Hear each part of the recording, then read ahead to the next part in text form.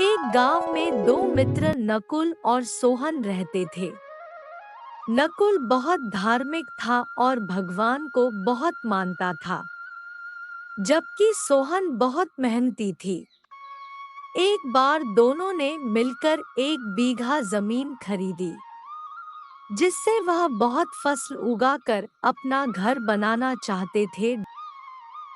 सोहन तो खेत में बहुत मेहनत करता, लेकिन नकुल कुछ काम नहीं करता बल्कि मंदिर में जाकर भगवान से अच्छी फसल के लिए प्रार्थना करता था। इसी तरह समय बीतता गया। कुछ समय बाद खेत की फसल पककर तैयार हो गई, जिसको दोनों ने बाजार ले जाकर बेच दिया। घर आकर सोहन ने नकुल को कहा, इस धन का ज्यादा हिस्सा तो मुझे मिलेगा क्योंकि मैंने खेत में ज्यादा मेहनत की है। यह बात सुनकर नकुल बोला, नहीं, धन का तुमसे ज्यादा हिस्सा मुझे मिलना चाहिए क्योंकि मैंने भगवान से इसकी प्रार्थना की, तभी हमको अच्छी फसल हुई। भगवान के बिना कुछ संभव नहीं है। जब वह दोनों इस बात को आपस में नहीं सुलझा सके तो धन के बंटवारे के लिए दोनों गांव के मुखिया के पास पहुंचे।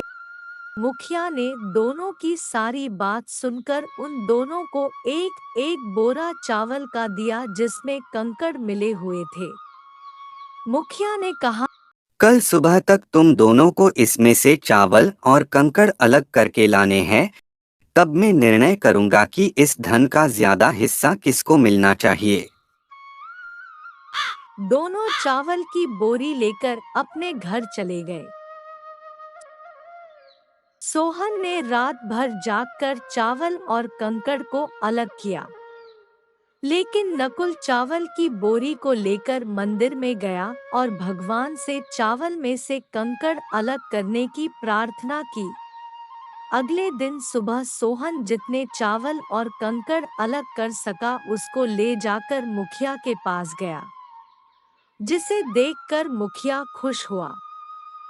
नकुल वैसी की वैसी बोरी को ले जाकर मुखिया के पास गया।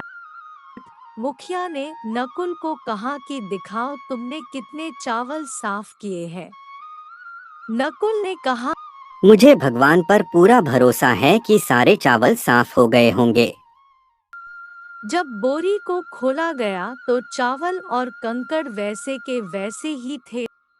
जमींदार ने नकुल को कहा कि भगवान भी तभी सहायता करते हैं जब तुम मेहनत करते हो।